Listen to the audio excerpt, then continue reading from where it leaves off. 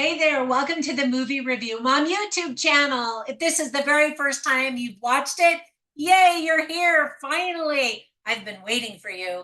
And if you're a returning subscriber, yay, thank you so much for coming back. I really appreciate your support, truly. And if you're a subscriber, you know I reply to everybody's comments down below. So keep those comments coming. I think I just smacked the microphone. Sorry about that. So the movie I'm reviewing today is called Sometimes I Think About Dying. This quirky dramedy romance is now playing in select theaters as well as on video on demand. It's rated PG-13. It's an hour and 31 minutes, and my overall movie review mom grade is a B minus. Now, you should know my goal is always to save you time and money by giving you the inside scoop on the quality and the content of the film so you can decide whether or not you want to watch it. So first I'm going to give you an overview in a nutshell. Then I'll point out things I liked, things I didn't like, tips for parents, themes worth talking about, funny lines, interesting lines, and I'll wrap it up with some recommendations for other films that are sort of similar that you might also like if you like this one, or vice versa. If you like those other ones, then you might like this one. So you ready to get started? Me too. So in a nutshell, the story is about a woman who is bored at work, often daydreaming to fill her sense of isolation until a new coworker shows up. The film was directed by Rachel Lambert. Writing credits go to Kevin Armento, Stephanie Abel Horowitz, and Katie Wright Mead. Already, it has been nominated for 2 awards from various film festivals and received 1 for Best Cinematography. The movie is kind of like the popular TV show The Office, but without a laugh track. Now, if you are a fan of The Office, you're probably thinking, wait a minute, it doesn't have a laugh track. Exactly. But The Office is definitely funny. And this one could be if you're in the mood for it. Otherwise, it could be very depressing. So, kind of a heads up. Let me give you some quick tips for parents. I think kids are definitely going to be bored, and so will some adults. This is not going to be everybody's cup of tea. There is some kissing involved. But other than that, there's nothing super objectionable. Some of the themes are the corporate workplace, daydreaming, human connection, and loneliness. That's really what this movie is all about. Finding meaning in life, social anxiety, depression, emptiness, boredom, inane conversations, waiting to live life. So here's the long list of things that I did like about the movie. So first of all, Daisy Ridley stars in the movie, and she is just always fantastic in everything that she does. We've never seen her play a character quite like this. She's very subdued, and this role has no action, that we're used to seeing her do. There is something about Parvesh Cheena that I've always really liked, and so it was really good to see him in a movie again. His role is pretty small, and I was hoping it was going to be bigger just because I just like him. The characters and the dialogue felt very realistic. I know people in real life just like several of the characters in the movie. And I think that was one of the things that also made The Office so relatable, is that nobody is like drop dead gorgeous, although, I mean, they did have some. But for the most part, they looked like normal people or people that you knew. And the same is true for this movie, that everybody looks like a real person. And I've definitely had office jobs that made me feel a little bit dead inside. Each day I had to sit at my desk there. And that's no way to live, right? You're going to work 40 years out of your life, so you should do something that you love. And lucky is the man or woman who loves their job. I could obviously relate to the character who loved movies so much. I loved it when he started quoting lines from movies, because I do that. I mean, in my normal conversations. And people will, now that people who know me know that I'm doing film reviews, they're always coming up and saying, what did you think this movie? I went to a little dinner party today, and somebody said, oh, I really wanted to talk to you. And so I was like, oh, I hadn't talked to him for a while. And he's like, what did you think of the movie Dune?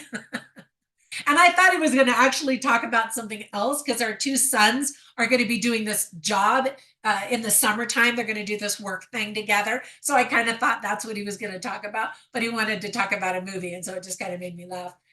Anyway, obviously, I love movies. It's such a powerful medium, don't you think? It's amazing. Anyway, if you love awkward moments, then this film is for you. And, that's also why The Office did so well, because it was just one awkward moment after the other.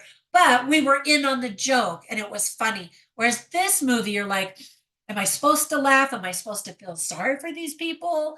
And so I think this movie might have a tougher time finding its audience. I thought that the party game called Murder was really fun to watch because I have been playing that at parties for many years. It's a really fun game, even though it's called Murder.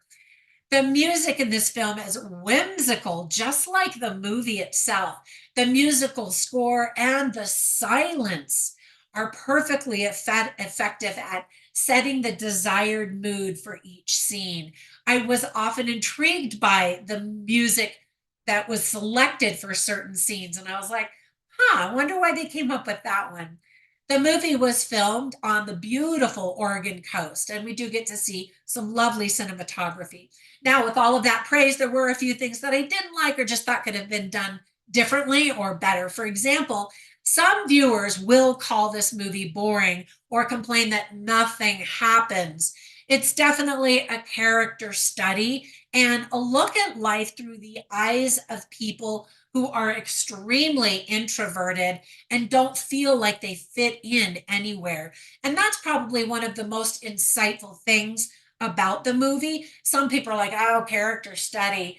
But it is. But more than that, it's not just her character, but kind of seeing the world through someone's eyes who has social anxiety. Ultimately, the movie is rather depressing, really. And I know it's really hard for introverts to feel comfortable around people. I have some extended family members who are very uncomfortable in social settings and they don't like social settings. They try to avoid them at all costs. And while extroverts are energized being around people, it feels very draining to introverts. And I have really tried to consciously pull back when I'm around those introverts because I know I can be a lot. I can be very overly enthusiastic and overbearing. And I know that that's hard for them. But not to sound overly critical, one thing I didn't like about Daisy Ridley's character is that it seemed many times she didn't really try very hard. I know it was hard for her just to go to work every day. But a lot of times you see her and she's not even smiling. Like, just put a smile on your face, because she just looked like this little zombie or this just angry person. And we all feel awkward and introverted at times. Even me, I definitely am an extrovert, but there, depending on the situation, I can get very much inside myself. And so, just if you're an introvert and you're watching that, just know that even extroverts feel that sometimes, and we get it. And we try not to trample all over you, but as much as we try to pull back, I have people constantly shushing me because I'm all over. That introverts can push themselves. The quality of life is affected by how willing you are to push past your comfort zone and have what's called a growth mindset. I teach my college students this all the time. I'll say, draw an imaginary line, and anything between that line and you is your comfort zone. You know it. You've been there. You've done it. You're comfortable there. And anything beyond that line is awkwardness and scariness, right? And fear and just not knowing what you're doing. But guess what else is on that other side? Growth. So push yourself a little bit to go into that growth edge. And then as you do, that growth edge gets pushed out farther and farther, and you're able to feel more comfortable doing all of those scary things. All right, my little mom diatribe there. All right, so, or monologue, whatever. Anyway, so whenever I watch movies, I write down funny lines and interesting lines simply so I can share them with you. So you can get a little taste of the dialogue and the script writing quality. You can see all of these on my written review at moviereviewmom.com, but I'll share some of them with you. For example, there were a couple of funny lines. One is a woman, and maybe this shouldn't be in the funny category, but I thought it was both funny and true.